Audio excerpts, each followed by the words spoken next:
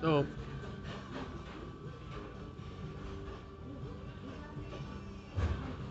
God's people, God saved them. He saved us too.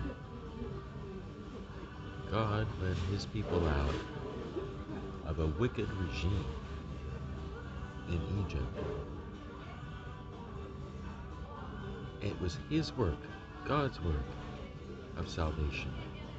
Just like it's God's work of salvation for us today. Well, the children of Israel, when they saw the wicked one approaching and his entire army, they did what human nature does. They freaked out. Well, here's the deal. God was the one doing the work of leading them out of Egypt. All they had to do was follow him and trust him. Have faith in him. The same way we have faith in our friends, our fathers, our mothers. That kind of faith. When we know we can really trust. Well,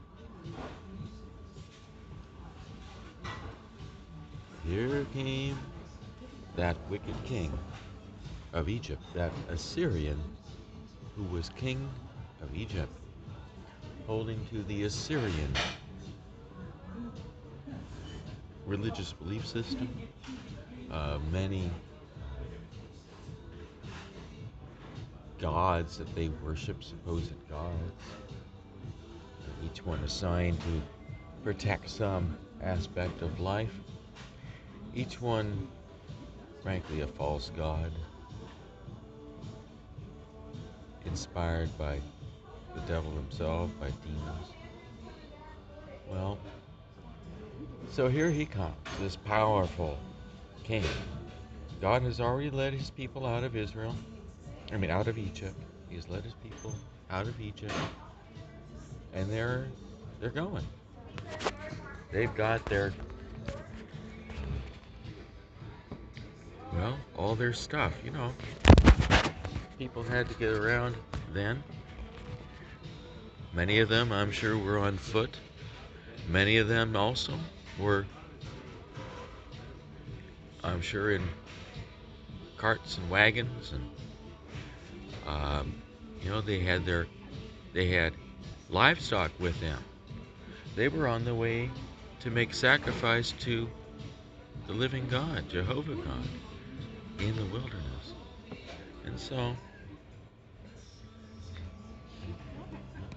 they had their livestock with them, and there were a lot of people, a lot of animals, and here they went out of Egypt. So then what? God has something planned here. God knows the end from the beginning, so he had it all planned out to take out this wicked Pharaoh and his entire army, to bring down his entire dynasty and turn it over to others. And guess what? He did. God had already decimated the land, mocked their false gods, and just made them look absolutely stupid. And put them into misery where they belong, because they were trying to take what was not theirs and trying to lie, and trying to rob, trying to plunder by lying. Well, anyway, here they are. They're in what in what by human standards, if we take God out of the picture, is a very helpless position. Right? So they are being stalked, being followed by a very powerful man and his entire army. And he's out to take his spoil by force. holding his spear in his hand. He's on a chariot. He's being pulled by a horse. And his army of soldiers on chariots with horses and spears. And there they come. Right? Well, here's Moses, the king of the Israelites. And what's he carrying? What are they carrying? Are they carrying swords? Are they carrying spears? No. No. These guys are shepherds. They guided flocks. So what do they have? They have a shepherd's staff. Moses has a shepherd's staff. And this is what he's holding up. Here comes this wicked king. He's holding up his spear and bearing down on, like he's going to take him out, right? No. He's not going to take him out. He's not going to kill him. He's not going to enslave him.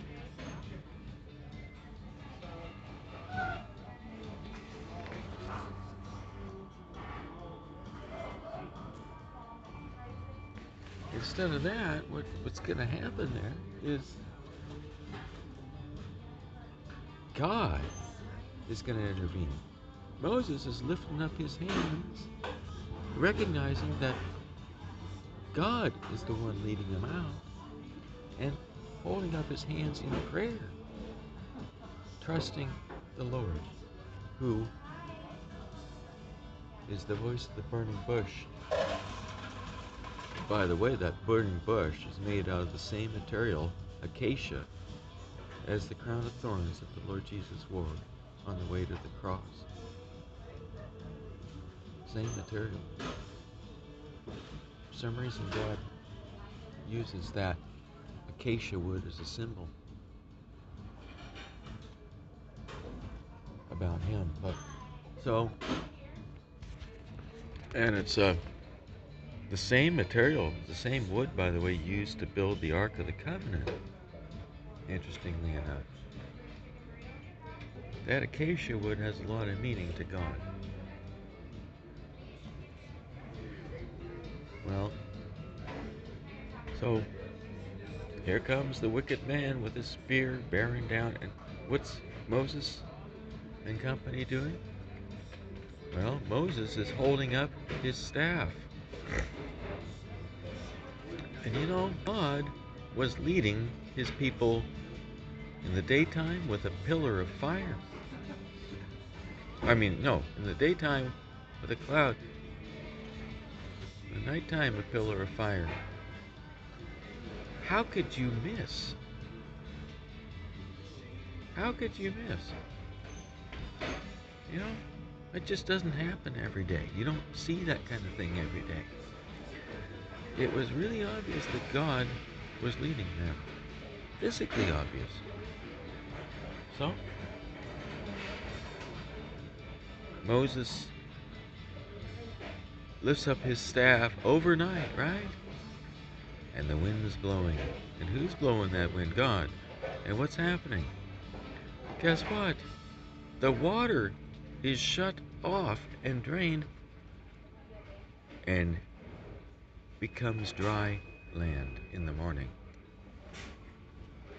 Dry enough to walk across. And so what do? They do walk across, all of them. You know, we're talking about a lot of people and a lot of livestock going across, out of Egypt, totally out now. And so they get out, they get on the other side. So the thing is, when God is doing a thing, he's not going to afford to his enemies the same protection he affords to those he loves. He's just not going to do it. So if they're trying to kill those he loves, do you think God's going to help them out? No. Obviously not. So what's God do? He says, okay, you guys are all across. Hey, Egypt. And they're so stupidly, they're trying to go through the same water, right? Oh, for stupid, oh, for dumb. What happens? Suddenly, what it says in the Bible is that God, Jesus, the Lord, started to take off their chariot wheels with his own hands, right? And now they're starting to freak out. And then what happens? So now they don't have chariots anymore. They got a bit of a problem, and they're in the middle of this place that usually is all water, above their heads. Oh boy. Well, what do you suppose God does? And we have the depictions of this created by eyewitnesses that watched it happen. We still have the depictions to this day. They set them all up as tombstones. And it's where, that later became part of ancient Greece, where some of these Israelites decided to go instead of hanging out for 40 years in the desert. Well, anyway, suddenly there starts to be turmoil and freaking out, and the water's coming in, because God's not going to hold back the water against these wicked people chasing after his people. He's going to let them drown.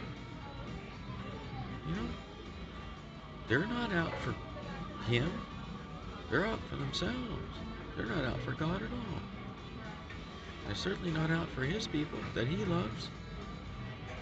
He's not going to help them. He's going to leave them to die. And they did. All of them. So here, the entire Assyrian-style army and leader, king of this land are suddenly just gone. Suddenly now, this is why the dynasty in Egypt changed at that time. There was a vacuum to fill. This one who had been so powerful disappeared off the face of the earth. Gone. So then a group of people that were more Asiatic took over Egypt. They weren't the Hebrews, they were related to them though. The Hebrews had left. And so Egypt had a new, totally different dynasty suddenly. And that's what brought it about. Anyway, stop. Now look at today, and a lot of us Christians forget to keep trusting God too, even though he's our salvation. In all things. We've got to praise him for that, because he's the one that fights on our behalf too.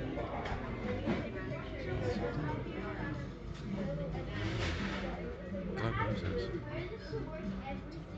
And he sent his son to give his life up for us, to shed his blood on Calvary's tree, a ransom. Praise him. Trust him. God could not judge that people of Egypt until he got his people out. And then God judged those wicked people and destroyed them. After getting his people out, it was another rapture. Same thing God did with Sodom and Gomorrah. He could not judge them until he got his people out. And he did get his people out, and he did judge when they were gone. And God's people saw the judgment, actually, in those cases, both of them. Somehow, I guess we're going to see. I don't want to see the judgment, don't want to be here, and I'm not going to be.